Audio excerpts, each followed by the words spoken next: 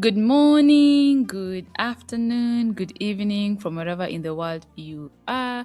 This is Naomi, and welcome to Naomi Unscripted, a podcast where we share personal journeys, storytellings, experiences, and even journeys that we are not yet to imagine. And today, this episode is an amazing episode. Once again, I'd like to introduce you to someone special in my episode today. Her name is Agnes Oduma. Agnes is a mother. She's a social worker. She's a brilliant, phenomenal woman who works at International Peace Initiative as the manager of Kidoka Amani Children's Home and also a social worker as well. She does an incredible job to be with these kids, to make them understand who they are, and to give them purpose of what they can look forward to into their lives. And why do I have Agnes today in this episode? Because she's going to share with us her journey, her story from where she was young into now that she is working with us, me, Naomi. So listen to her and get to engage with her story, because her story can be one of the stories that will empower you, will give you courage, will give you the will to keep on moving if you are about to give up. So I'm going to give her an opportunity to introduce herself as well and let us know why she's here. Why now? Why today? Agnes, welcome. Thank you, Naomi. I'm grateful for this opportunity that you have granted me today. As you have said, and maybe those who forgot or didn't hear my name, I'm Agnes Oduma. I'm a mother. I'm born again Christian. I love Jesus Christ as my personal savior. Yes, the way Naomi has stated, I'm a social worker by profession. I'm a mother to many, a mentor, an encourager, an inspirer. So all that is me. But I'm grateful. In fact, I've been looking for an opportunity like this for a long, long time, because I also listened to other people's story that had really inspired my life. And I was like, if I give out or I speak out my story, it can inspire someone somewhere. Maybe somebody is giving up in this life. You are at a virtual time of saying, this is enough of me, but my story is going to speak to you wherever you are. Thank you, Agnes. As you've heard, this story will speak to you wherever you are. So, Agnes, I have heard a bit of your story and I would like to know more. And I know your story has a lot of depth in it. And today, as we are here seated together, I'd like to invite my listeners to, and my viewers as well, to be grounded in this space with me, because every time I start these episodes, I usually feel like it is important to let go of all the things that we are still stuck in our heads about and be in this moment to listen, to give a deep listening ear to the person who is speaking. So, as always, we do start with deep breaths. So, I'm going to invite us again to take a moment, either close your eyes or check a pause or look at a space where you feel comfortable, your eyes can rest to, and take this take these three deep breaths with me as well.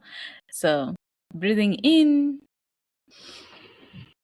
breathing out. Another deep breath in, out. One last deep breath in and out. So, welcome once again. Yeah, Agnes. So, tell us your story. Where were you born? And what was your childhood like? And growing up from childhood to teen, how has it been for you? How is your family dynamic set up? So give us all the aspect, the juiciness, the sorrows, the everything that you want us to know about you. This is a safe space. So wherever you're hearing this as well from, just know this is a safe space that we're sharing this story. And also, if you know someone who might be inspired by this story, please do not hesitate to share, because this story might be a path of a new beginning for someone else. So Agnes, the platform is for you here too. Tell us. Thank you once again, Naomi. As I've said earlier, this is something that I've been looking for a long, long time ago, that I just get a platform where I can tell my story. And today, the day has arrived for me. Yes, Agnes I'm the second born in the family of 4 children. I was born mid 1974. Yes. I was born to a family, married couple by then. I can say that when I was born, according to the story that I was told by my mom, I usually say my struggle started at the time of conception. There was this time that I went to fetch water from a nearby well. You know, those long time ago, we didn't have the tap water around, so we used to fetch water in wells. So as I went to fetch water, there is this lady. I was very young, but I can still remember, about the age of, if not 7 years, 8 years. I met an old woman who called me by a name, Apondi. And I was like, I've never heard of that name. So when I went to my mom, I asked my mom if my name is Apondi. Yeah, Apondi is a Luo name that means something that is hidden. So my mom told me when she was expectant with me, at around 4 to 5 months, when maybe the stomach now started to protrude a little bit, she met this woman on her way. She was also a relative of ours. And the lady greeted her and touched her stomach, like, it seemed like today you are full, you have eaten a lot. And then my mom told me from that time she started bleeding. Wow. So she bled, and it took time. She took some herbals, those times there were no good hospital that were near, but the bleeding did not stop. So she went to hospital, and I'm told the hospital, she took 2 days to reach the hospital because they are walking along the way.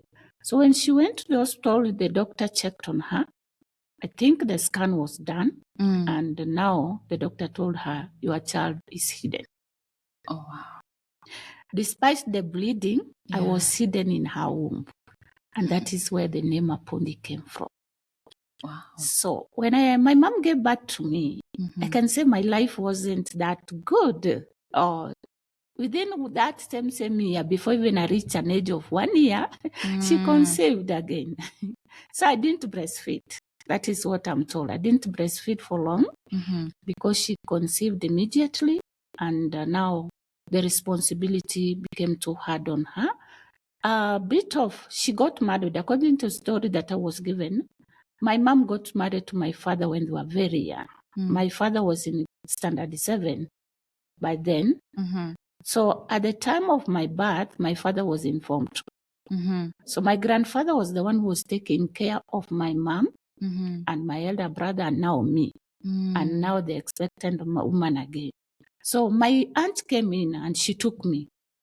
I didn't know the reason why we had a bond when my aunt was still alive, but later on I'm told she's the one who took me at that small, before I reached even 1 year.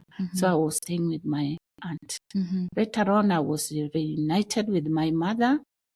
But what I can remember as a young girl, what I grew to see as a child, I saw my parents fighting now and then. They kept on fighting, quarreling. I couldn't understand that. By then, my age, by that time, I could not understand what was going on. So at around age of 8 years, now my mom and my father, they separated. And I was left under the care of my grandmother. And this grandmother used to drink a lot. She was smoking, she was drinking. So I started learning to do chores at a very early age. I remember when I used to go to school, we were fetching water from a well. So I could carry, what do you call it? Something to carry water. Was it like the 20-liter jerry can? Yeah, the yellow one that we carry? Yes, it was. Or was it a bucket? No, it was 5 liters.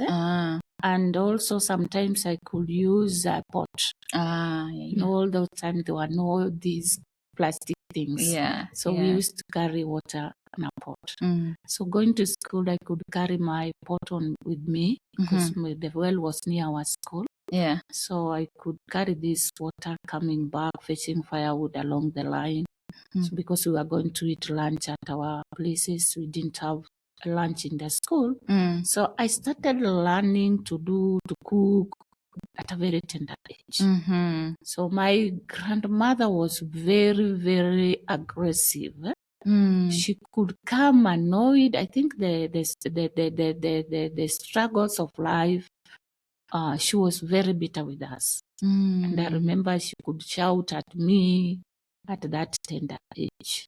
Do you think she was bitter with you guys because of the struggles, or there was something else? I think she was bitter with us because my mom left. My dad, I think, was not even giving her support. So I remember us going without lunch. We used to survive on cassava with boiled vegetable. So it was hard. It was hard for her. And that is, I think, the reason why she decided to drink. So that's a bit of my childhood. Then I remember 1985, my grandfather passed away. So my mom came back for the burial. Hey, my father got married to another woman. So we had a stepmother. They came with the stepmother. What I can remember during that burial time, they really fought. They fought. It was a fight that now she was forced to leave completely. Now she left completely. I never heard of her until when I was a teenager. So we were left still under the care of my grandmother, but now my father got a job. My father was a manager at Maralal Safari Hotel in Samburu. So he sent our mom to come and pick us. So on our way, I later realized that my stepmom had her own children. There were 3 boys. So I joined her with my elder brother because my father had already left with my younger brother. So when we went to Maralal. Maralal is in Samburu, in Resto Valley. And that is where we were staying with now my stepmom and my father. So during my childhood, immediately, I went there when I was in class 4, grade 4. I remember I was taken to a girls' school called St. Mary Girls. And when I went there, I did not understand any other language apart from Kijaluo, my native language. Yeah. So it was quite challenging for me to adapt in the new school because of the language barrier. I remember this one incident, a girl called Martha came and greeted me. And because I did not understand Kiswahili, she said to me, "Habari yako." So I just responded, "Habari yako." And she told me, "Wewe ni mjinga aje," meaning that I'm very foolish. Yeah. By then, it really stuck into me. And I felt bad. I didn't know the meaning of wewe mujinga. Later on that I came to realize what it means. what it meant. Yes. So in my schooling time, I thank God I decided in me that I'm going to learn Kiswahili language, and I learned it very, very fast.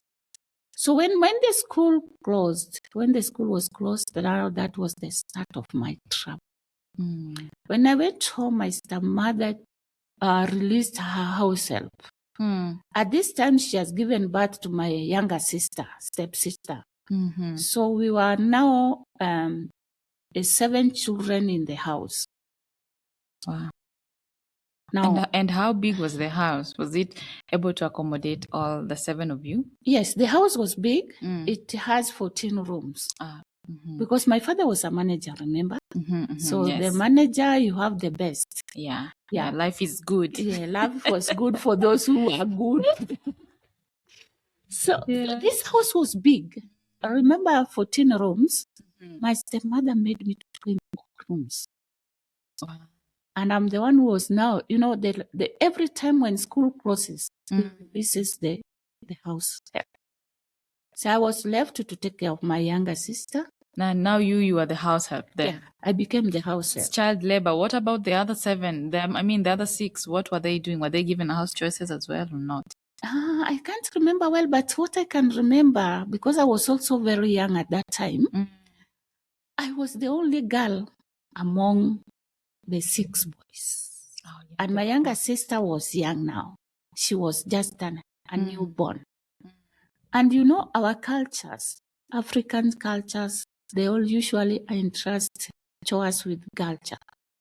So my brothers, even if they were given duties, it was not as intensive as mine.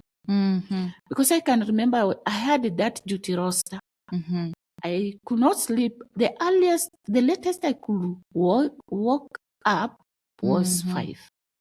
Wow. In 5 a.m. in the morning. Hey.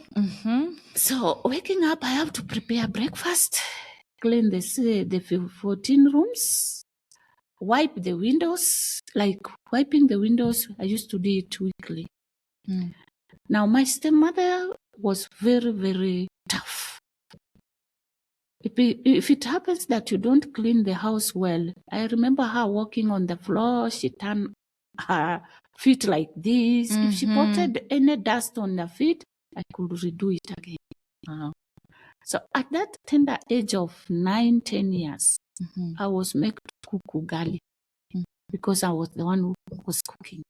If it happens that I cook this ugali and it is not, it is raw, she could make me eat that ugali. Wow. And remember, this ugali is for around 10 people in the house. Hey. So it was very, very tough for me. And many times, I remember I went without eating. Especially when we have cooked ugali with the chicken or meat. She could beat me with my brother just to make us not eat. Wow. So we ended up eating ugali with salt. Sometimes I could steal food from the house and eat it in the toilet because I was afraid if she spotted me eating, you'll be in trouble. I will be in trouble. So you see, this is why sometimes I wonder, are there stepmothers out there who are really doing the mother's work? Like loving a child who is not their own fully without feeling like they need to treat them differently. And hearing your story about the treatment of your stepmother, it is not something that we haven't heard from other people who have been raised by a stepmother. They do the same.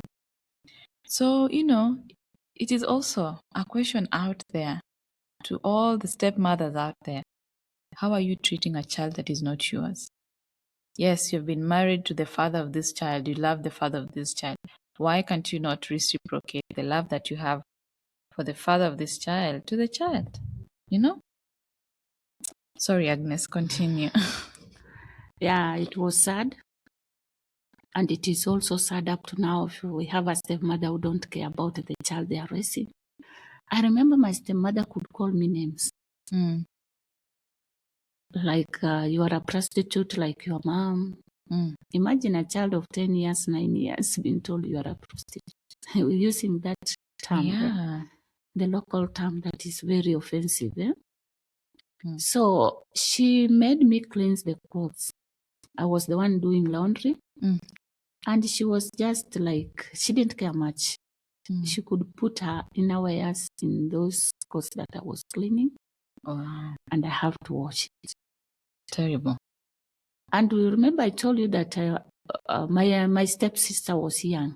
If a child wakes up during nighttime, she could not wake up to take care of the child. I was the one to wake up and make sure the child to sleep. So my life. And the child is her child. Yeah, the child was her. So good enough. I was taken to a boarding school. Mm. So most of my time I was in the school, but I never longed for the school to be closed because I know it was very, very hard for me at home. By the age of 12, I'd known how to, 12, 11, I'd known how to make chapatis. And you know how making the duff is hard. Yeah. Making the chapati to be round is also hard. Yeah. I remember if you could have made those chapati not to be round, I could get a bit. Just because they're not round. Yeah, because they're not round. But as long as chapati is well cooked, it's okay. It doesn't matter with the shape. Stepmothers. To her, it matters a lot.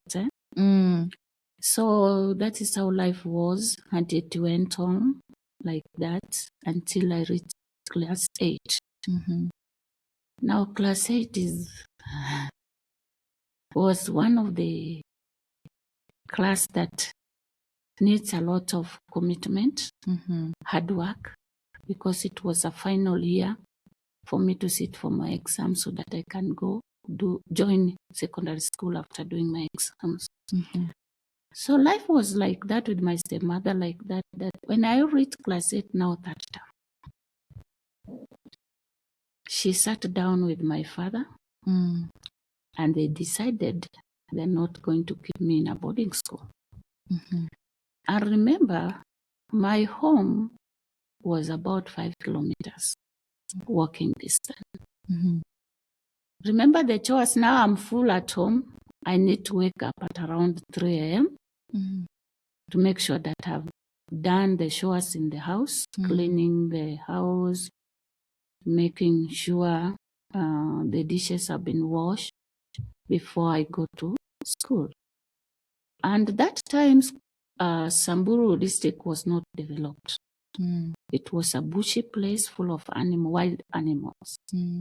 Giraffe, buffaloes, baboons, lions, leopards.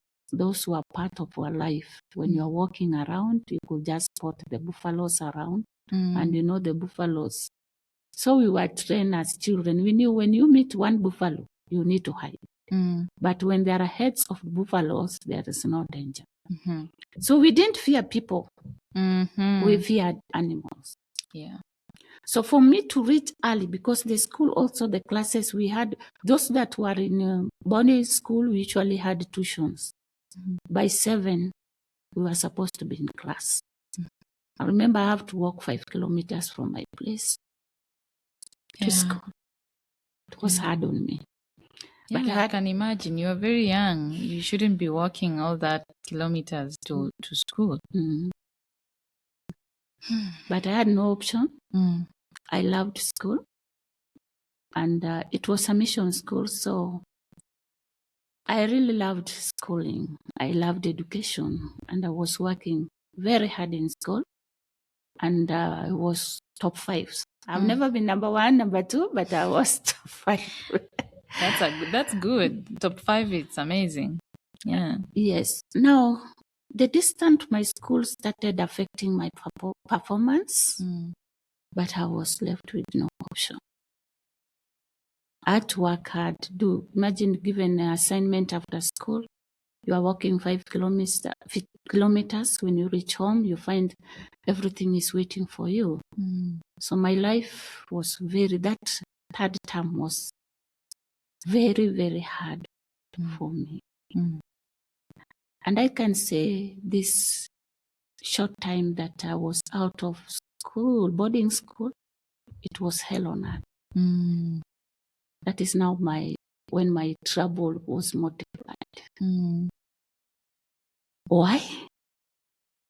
When I was in day school, I was 14 years.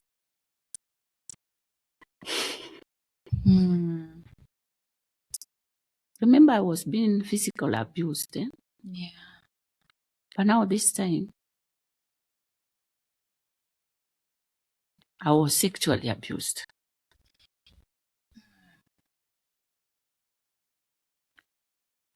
And the person who abused me was someone who was supposed to take it. Was it a family member or someone you just knew from around the community? It's a family member. Mm. Somebody who was supposed to take care of me. Someone who was supposed to protect me. Someone who was supposed to shield me. It's the person who took advantage of me. In our school, we have been taught a lot as girl child. We have been told not to involve in any sexual activity, the dangers of being involved in sexual activity. Yeah. Because we are told you get pregnant. So we fear men. We were afraid of men. Me particularly, I was so afraid of a man because I never wanted to be pregnant. Yeah. And even we were not told how somebody can get pregnant, but we are told if you joke with a man, you'll get pregnant. Yeah. So for me, even creating a man was a big problem. And being that it was a mission school, I got involved so much with the church things. So I really dedicated my life to God in school. Though we were a Catholic, by then I was a member of Catholic Church. So this sister used to teach us, Sister Severina. I don't know if she's still alive. She was the one who was teaching us the morals as a girl.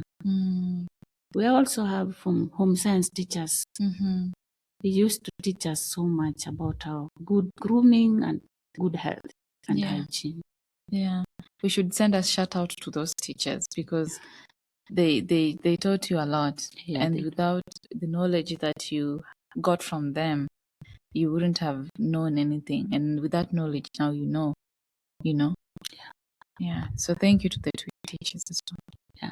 Now, those times we didn't have advocacy for children's rights.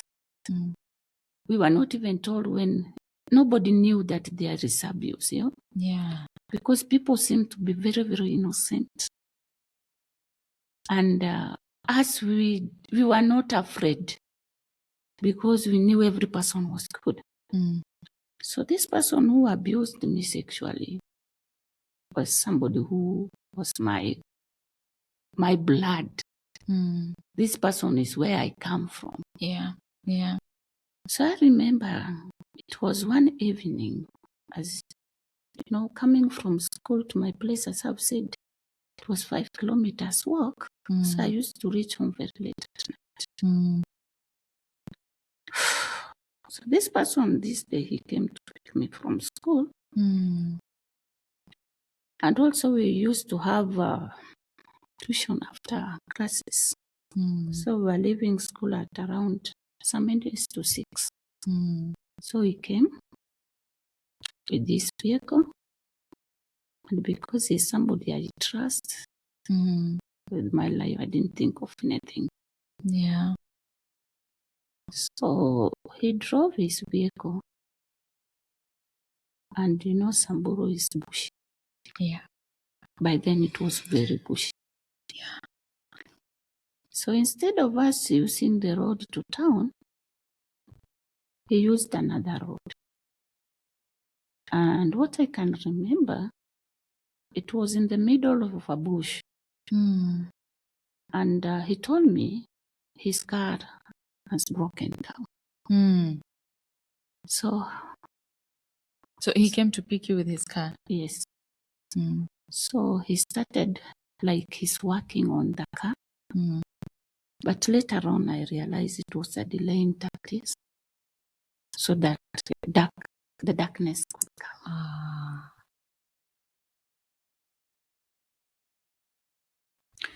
So I was innocently seated in the vehicle, waiting for him to work on his vehicle.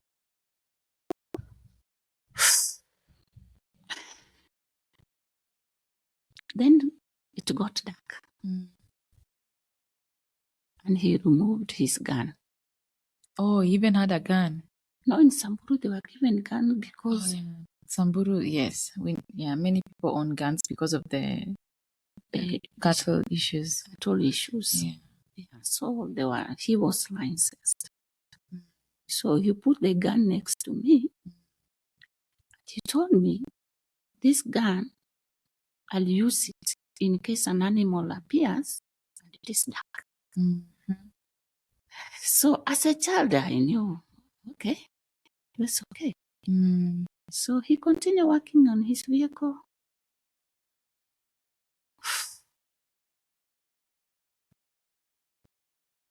Yeah. Then when it got dark, he came to me. And he didn't say anything to me. What I can remember, he started touching me in an inappropriate way. I got scared.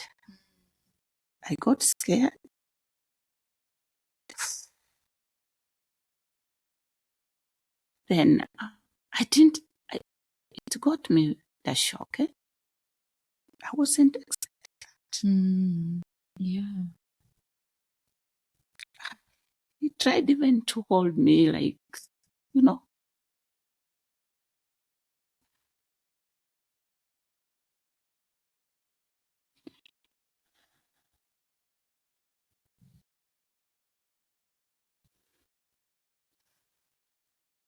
yeah. And then he got hold of me. I became dumb. Now I didn't know what to do. It didn't occur in my mind. And it just, I think I got shocked. Yeah. That my senses just went froze. frozen. Yeah. So he grabbed me and he pulled my clothes. I was having a tunic, yeah? Yeah. And then he sexually abused me. And it was very late at night. Very late at night. Really hurted me so much. I got hurt. I didn't scream. I didn't do anything.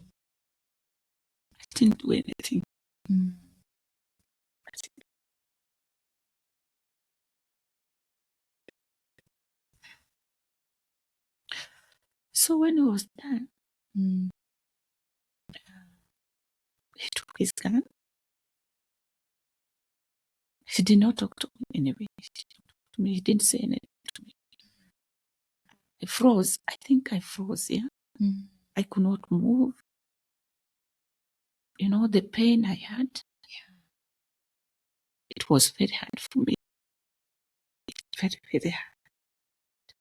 So he dropped his vehicle. Went back home. My stepmom did not even ask anything. She didn't even ask, why were you guys late from school? Do you think she knew? For me, I think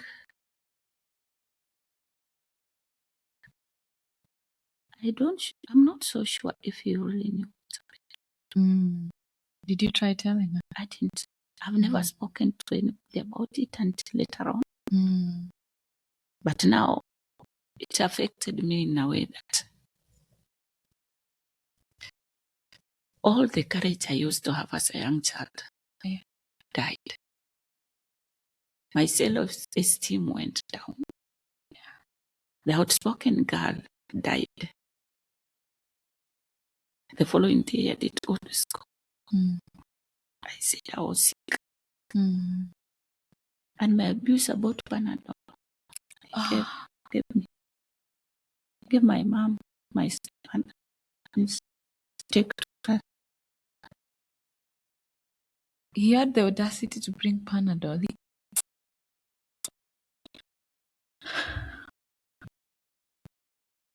So, being that I didn't go to school the following day, I did stop my stepmom from giving me chores around. Still felt that no one was hearing you. No one was there for me. Yeah. Nobody cares. So being that I was a candidate, I had to go to school. But now I went to school a different person. not the girl who was serious in school. I started becoming suicidal. I have several times, I thought of killing myself. I remember this one day when I was still at home. I went and picked a bottle. It was this which is meant to kill the ants. And I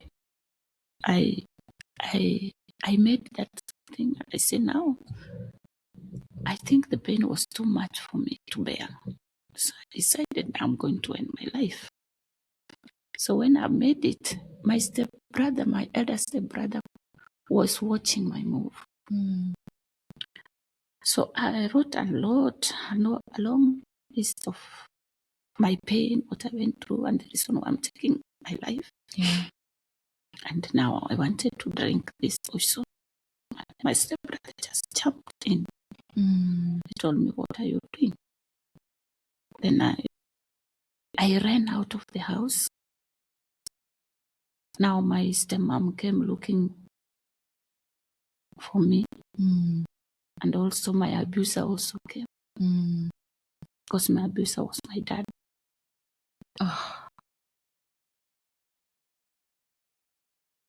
Oh, Agnes.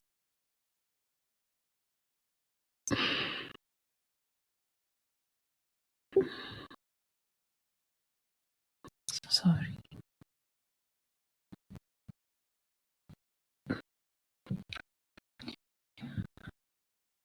Yeah. It's really sad. It was. So I kept quiet to myself and my performance went down. The girl who used to be in top 5 now became second last in class. I stopped even talking to my friends. Though they didn't know. But I had this one friend who was a concerned girl. Yeah. She could ask me what's wrong. I just told her, no, there's nothing wrong with me. But she was like, you can tell me. But I wasn't. I don't know. I didn't know what to say. Yeah. So when we were about to do our exams, our headmistress became concerned about my performance. I told the teachers discussed in the staff room. Yeah. And my father was called. I was asked why he could not take me to boarding school. Yeah. Because he had money. He had other business. He was owning a bakery now. He had left the job he was doing, but he was doing his own businesses. Yeah. He refused and he said he doesn't have money. Then got to our mistress. I can't remember her name, but she was called Mama Catherine. She just decided to bring me back to school. And there's the sister in charge, Sister Antonia. I can't forget people who stood with me. She just told me to come back to boarding school. I went to boarding school without anything. Just because the school were the one who were demanding me to go back to boarding school. Oh, my dad just decided, okay, go. Remember, this is the only person whom I could look at. But now she has done this, I was left alone. Yeah. I was left alone.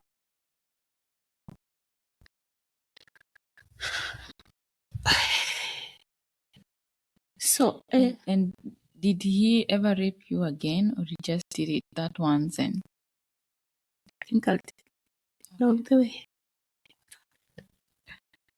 So when I went back to boarding school, that's now a third term. I wanted to go to a good school. So at least I found peace. Yeah. Yes. So I worked a bit harder and I was able to pull up again. And we did our KCP. So when we did our KCP, the result came out good. I had 467 marks.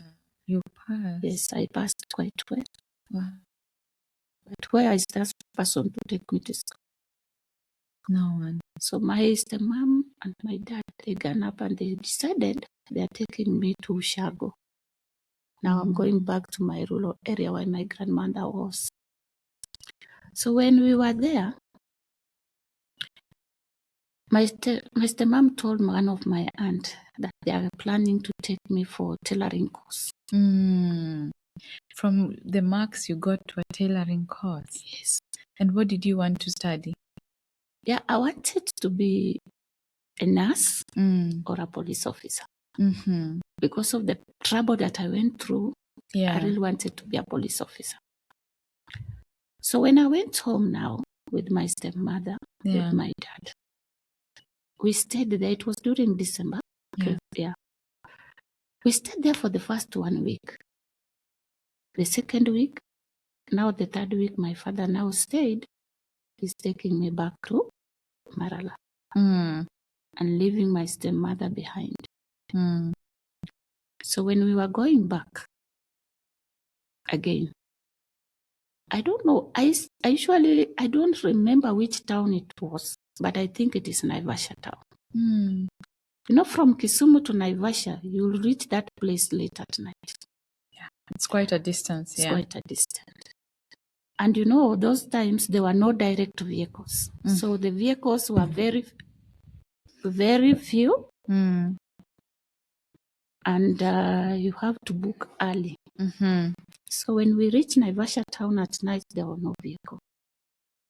So my father hired a lodge. And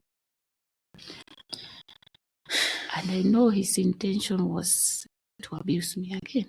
Yeah. Now this time, the room that he hired had only one bed. He didn't even have 2 rooms. No, he didn't. So I asked him, where am I going to sleep? He told me we are going to share the bed. And I don't know where the courage came from. I told him, no, I'm not going to share bed with you. I had a lasso. No. A lasso is like an African fabric that women normally use to tie on their waist when they are working, either on the farm, in the house. Yeah, it's like an African fabric. Yeah, so I decided to spread it down. And I told him I'm going to sleep on this lasso. Yeah. And when he wanted to grab me, I asked him face to face now, why are you doing this to me? And you are my father. Yeah. I think this should be done to somebody or to me if I have a boyfriend. Yeah. Why are you doing this to me? He didn't answer. And how old were you when you were asking him this? I was 14. That is very courageous. Yes, I was 14. Wow. And he didn't say anything? He didn't say anything. Did he stop? He stopped. That was it. He never again in his life attempted anything in me. But I don't know where I got the courage. Wow. I got that courage, but I later on had to pay for it. Now, that day, same day, I decided I'm going to look for my mama. Yeah. I've been told my mom was doing business in Narok. Yeah. So I decided I'm not going back with him. Yeah. I'm going to look for my mom. Yeah. I think something or God spoke to me in my heart. Yeah. Because if we could have made a mistake going with him and my stepmama was not there, I could have become his wife.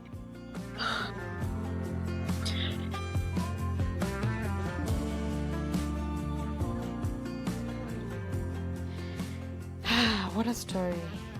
It has been amazing sitting with you, Agnes, and thank you so much for sharing your story. I know this is not the end of your story. It's just the beginning.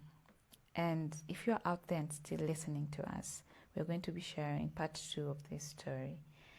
And I want you to take a moment now with me to sit with what you've heard right now. What is settling in with you? What are you feeling? What's showing up? What's coming up?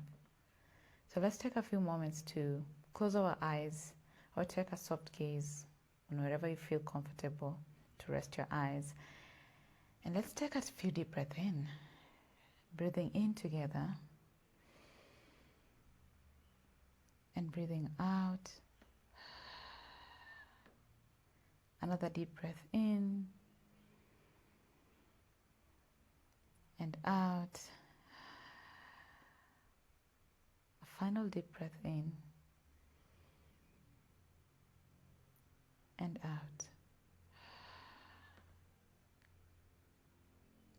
Thank you for listening, and I hope if you're out there and something similar like this happened to you a few years ago or even recently, how are you dealing with it? Have you sought help?